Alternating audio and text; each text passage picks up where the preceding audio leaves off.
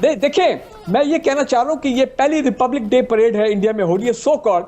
हम कहते हैं ना कि 72 साल से हम कोशिश कर रहे हैं, दुनिया ने नहीं सुनी हमारी बात, और हम खुद भी कश्मीर को आजाद कराने के लिए कुछ नहीं कर रहे हैं। अब सिवाय लड़ाई के इसके अलावा कोई रास्ता नहीं है, ये समझा जाए कि जितने भी डिजिटल मीडिया एवेन्यूज हैं, फेसबुक है, ट्विटर है, यूट्यूब है, इन सब पर भारत का बहुत ज्यादा इन्फ्लुएंस है मुर्तजा। यानी hello friends, welcome to AP Gyan channel.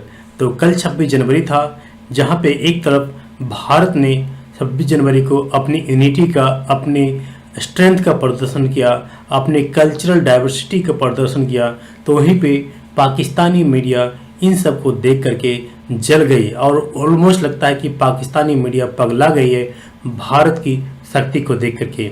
तो आइए सबसे पहले आज इस वीडियो को देखते हैं एंड साथ ही साथ फ्रेंड आपसे रिक्वेस्ट है कि प्लीज़ हमें सपोर्ट करने के लिए इस चैनल को, इस वीडियो के नीचे जो रेड बटन है उसको दबाने के बाद बगल में जो घंटे की पिक्चर आएगा उसको दबा करके इस चैनल को सब्सक्राइब करें। Thank you.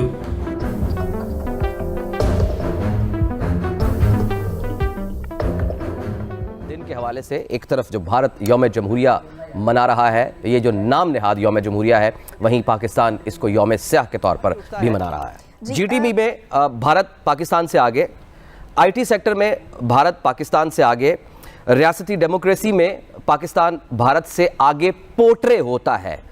हम भारत को ज्योग्राफिकली खिते को कहें, कल्चरली बहुत ज़्यादा वाइड, मैं को तारीफ नहीं कर रहा सर, मैं आपसे इसका आंसर लेना चाहता हूं क्योंकि ये इंडियंस यही पोर्ट्रे कर रहे हैं कि हम ये, तो पाकिस्तान हमारे साथ किस तरह से मुकाबला कर सकता है। मैं इस सवाल का आंसर ये लेना चाहता हूं कि पाकिस्तान अपने नैरेटिव में किस तरह से स्ट्रांग अपने आप को डिफेंड करे और किस तरह से पाकिस्तान इंटरनेशनली ये नैरेटिव बिल्ड करे कि पाकिस्तान एक सॉवरन मुल्क है, पाकिस्तान लीगल बाउंड और उसकी तमाम जो बाउंड्रीज है, लीगैलिटीज इंटरनेशनल लॉ की, उसको फॉलो करता है और बहुत पुरअमन मुल्क है। जबकि जो भारतीय रियासत है जिसमें नरेंद्र मोदी का फाशिज्म शुरू हो चुका हुआ है, आरएसएस रियासत खुद दत्ती राय जो है वो बोलती है न्यूयॉर्क टाइम्स में जब आर्टिकल लिखती है, हम किस तरह से पोर्ट्रे करें कि भारत का दरअसल जो चेहरा वो खुद पोर्ट्रे कर रहा है वो नहीं है जो पोर्ट्रे, असल में जो ओरिजिनल उसका चेहरा है वो कुछ और है। सवाल यह है कि जब भारत जाकर यूएन के अंदर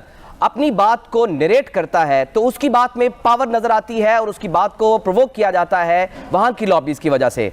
यूरोपियन पार्लियामेंट के अंदर किया जाता है तो बात होती है, इंटरनेशनल कम्युनिटी के अंदर उनकी बात को सुना जाता है। ऐसे क्या पॉइंट्स हैं, मलिया हाशमी आपकी तरफ आ रहा हूं, ऐसे क्या पॉइंट्स हैं, ऐसी क्या वजूहात है, ऐसी क्या रीजंस हैं जिसकी वजह से पाकिस्तान की आवाज की वो स्ट्रेंथ नहीं है? जी बहुत शुक्रिया। देखिए मुर्तजा, बात यह है कि आज हमें जो भारत बहुत पावरफुल नजर आता है यूएन में भी और दीगर आलमी इदारों में, वो एक दिन में इतना ताकतवर नहीं हो गया। तो समझने की बात यह है कि इमरान खान 2 साल के अंदर पाकिस्तान की काया पूरी तरह से नहीं पलट सकते थे। जो बेड़ा गर्क हुआ है पिछले 50 साल में, ये साल का बेड़ा गर्क हुआ है, जो हम समझते हैं कि पिछले 2 साल में अल्लाह का शुक्र है कि पाकिस्तान फिर भी एक बहुत मजबूत जगह पर खड़ा है। एक बस चीज बड़ी इंपॉर्टेंट जो पाकिस्तान की हुकूमत के करने की है, जो मुझे 2 साल में उस पर कोई पेशरफ्त नजर नहीं आई, बातें बहुत हुई हैं लेकिन कुछ नहीं हो सका, और वो ये है कि जितने भी डिजिटल मीडिया एवेन्यूज हैं, फेसबुक है, ट्विटर है, यूट्यूब है, इन सब पर भारत का बहुत ज्यादा इन्फ्लुएंस है मुर्तजा। यानी यूएन में भारत का इन्फ्लुएंस शायद हमें इतना तंग नहीं करता जितना सोशल मीडिया एवेन्यूज पर यूरोप में ना हमारे बढ़िया कश्मीरी जो लोग हैं उनकी इमिग्रेशन बहुत ज्यादा है, वहां पर बहुत ज्यादा वो शायद वहां पर ऑर्गेनाइजेशंस भी चला रहे हैं, अच्छा खासा थ्रस्ट देते हैं वो वहां पर। तो आज जिस तरह से भारत एक मरतबा फिर यौम जमहूरिया मना रहा है और दुनिया को ये तासुर देने की कोशिश कर रहा है कि भारत एक जमहूरी और सेक्युलर मुल्क है, मगर हालात उसके बरअक्स हैं। भारत अब सेक्युलर मुल्क नहीं रहा है, भारत कोई जमहूरी मुल्क नहीं है, क्योंकि यौम जमहूरिया मनाने का उसे कोई हक नहीं है। बीजेपी की हुकूमत संभालने के बाद तो भारत ज्यादा ही एक्सपोज हो गया है, दुनिया के सामने भारत की असल शक्ल आ गई है, जहां बीजेपी की हुकूमत हर एतबार से अब आमराना हुकूमत है। नरेंद्र मोदी आज का एक सबसे बड़ा डिक्टेटर है। देखिए, मैं ये कहना चाह रहा हूँ कि ये पहली रिपब्लिक डे परेड है इंडिया में हो रही है सो कॉल्ड, कि मैं ये सोच नहीं सकते कि इंडियंस के इनके साथ ये भी दिन आएगा कि सिख कम्युनिटी लाखों की तादाद में वो इस वक्त दिल्ली पे कन्वर्ज किया हो, और आज मेरे ख्याल 2 लाख ट्रैक्टर्स की तो वहां परेड होनी थी जो आउटस्कर्ट। कहने का मतलब ये है कि लग तो ये रहा कि फार्मर मूवमेंट है, लेकिन थ्रेट जारी हुआ है सर, इंडिया में थ्रेट है कि ये जो परेड होनी है ना उसके अंदर थ्रेट भी है। Actually, जी ये हाँ, खालिस्तान ये खालिस्तान की याद मूवमेंट है। रखें। आखिरकार ये दिन तो आना था और इसको आना ही बहुत था। पहले आ जाना चाहिए था। सिखों को देखिए, जब पाकिस्तान आजाद हो रहा था उस वक्त तमाम सिख कौम इस वक्त मुत्तफिक है कि उस वक्त की सिख क़यादत ने गलत फैसला किया था। उनके मजहबी एतकादात की जो बुनियाद है तौहीद, वो मुसलमानों से मिलती थी। उस वक्त उन्होंने सिर्फ सकाफती बुनियाद पर हिंदुस्तान के साथ जाने का फैसला किया। उनके तो मकामात ही इधर थे, लिहाजा उनको तो आने ही इधर चाहिए था। लिहाजा अब जो झंडा बुलंद हुआ है तो हुकूक का झंडा बुलंद हुआ है।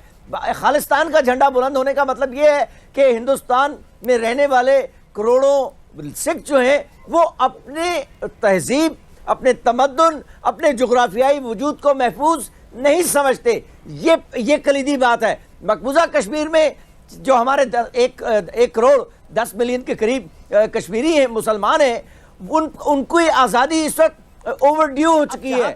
उसको बैनुल-अक़वामी भारत का चेहरा आश्कार हो गया है, बिल्कुल बेनकाब हो चुका है। अब कुछ ज़मीनी हक़ाइक़ को तब्दील करने की ज़रूरत है जो भारत ने मकबूजा कश्मीर में और दूसरे हिस्सों में नाफिज और मुसल्लत किए हुए हैं। मसलन कश्मीर भारत का अटूट अंग। अब हमें आज़रबाईजान की तरह कुछ अपनी कुर्बानियों में इजाफे का वक्त आ गया है।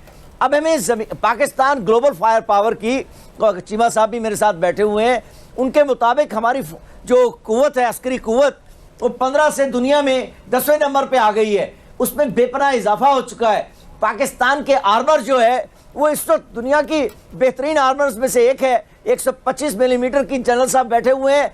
जो स्मूथ बोर गन्स हैं वो कोई तमाशा देखने के लिए नहीं है। आपके मिसाइल्स का निज़ाम, आपकी एयरफोर्स में तेजी से इजाफा हो रहा है। आपकी नेवी 2023 से बहुत बड़ी तब्दीली लेकर आएगी बहरे हिंद और उसे ये बहरे अरब में।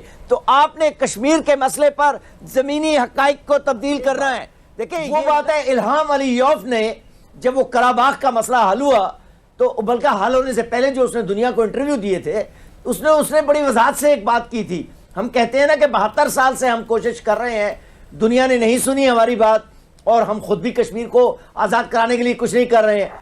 उसने कहा हमने 28 साल कराबाख को आज़ाद कराने के लिए आर्मीनिया से कोशिश की, दुनिया ने हमारी बात नहीं सुनी। चुनांचे उन्होंने ज़मीनी हक़ाइक़ को बदलने के लिए 3000 लाशों की कुर्बानी दी और 20,000 आज़री जो हैं वो अस्पतालों में इस वक्त जख्मों का शिकार हैं। तो कुर्बानी जो है ज़मीनी हक़ाइक़ को बदलने के लिए बहुत ज़रूरी होती है। चाहे हाइब्रिड वॉर, उसमें आप नंबर 1 हो जाए, फैसला कर लें कि कश्मीर को हमने आज़ाद कराना है। इस वक्त जब हम कह रहे हैं, इस नुक्ता फरामोश नहीं होना चाहिए कि जब हम नक्शे के अंदर कश्मीर को शामिल करके कह रहे हैं कि ये इलाका भी हमारा है और ये लोग भी हमारे तो हैं। यानी जनरल साहब, जनरल गुलाम मुस्तफा साहब, यानी तारिक पीरजादा साहब की बात को आगे लेकर ये चले कि सिवाय लड़ाई के, सिवाय गिरबान से पकड़ के इंडिया को गिराने के, सिवाय जंग करने के, इसके अलावा हमारे पास कोई रास्ता नहीं। जबकि पाकिस्तान हरगिज भी ये नहीं चाहता है। पाकिस्तान पुरअमन तरीके से ये मामले को हल करना चाहता है। अब रास्ता ये नहीं रहा है, अब सिवाय लड़ाई के इसके अलावा कोई रास्ता नहीं है, ये समझा जाए।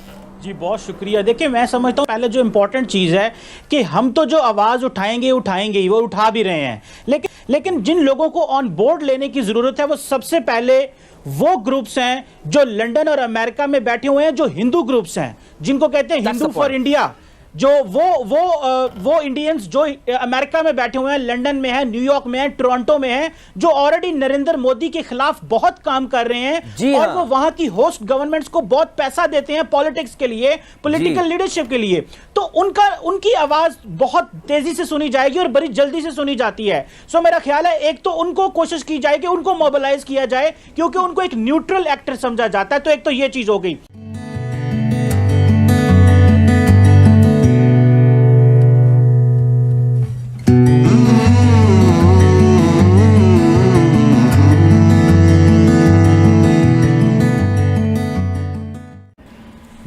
तो फ्रेंड, कल 26 जनवरी को जहां पे एक तरफ भारत ने अपनी शक्ति को प्रदर्शन किया, चाहे वो यूनिटी इन डाइवर्सिटी हो या फिर भारत ने अपने डिफेंस को प्रदर्शन किया, अपने कल्चरल डाइवर्सिटी को दिखाया, तो वहीं पे इन सब को देख करके पाकिस्तानी मीडिया बुरी तरह से जल गई।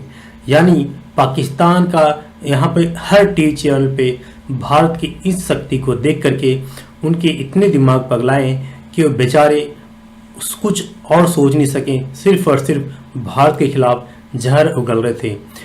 पाकिस्तानी मीडिया बात करने लगी कि किस तरह से भारत को नीचा दिखाया जाए, कि किस तरह से भारत को दुनिया के सामने बदनाम किया जाए, कि किस तरह से भारत के खिलाफ दुनिया को इकट्ठी की जाए, जो दुनिया की जो छोटी छोटी तंजीमें हैं उनको भारत के खिलाफ भड़काया जाए।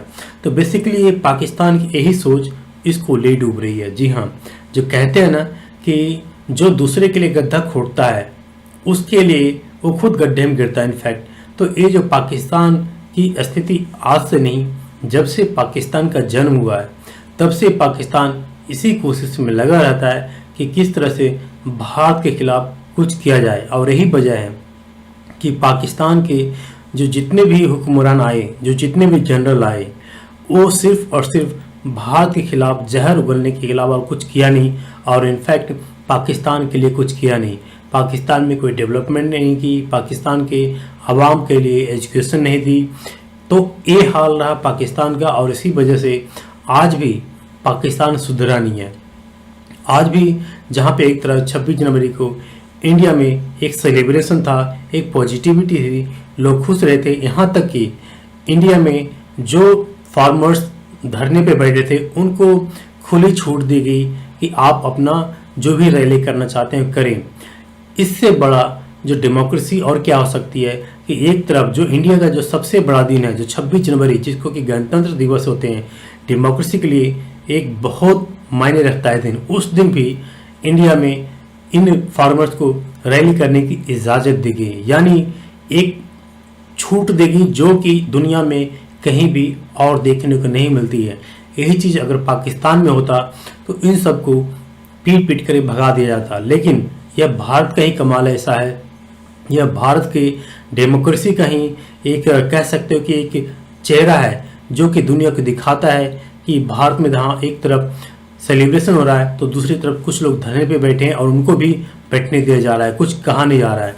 तो ये जो डाइवर्सिटी है, ये डाइवर्सिटी सिर्फ इंडिया में ही देखी जा सकती है। पाकिस्तान जैसे देश और पाकिस्तान जैसे सोच वाले जो लोग होते हैं उनमें तो देखी जा नहीं सकती है। तो कह सकते हैं कि भारत की तरक्की और भारत की डाइवर्सिटी और भारत की स्ट्रेंथ देख करके पाकिस्तानी मीडिया बिल्कुल पगला गई है।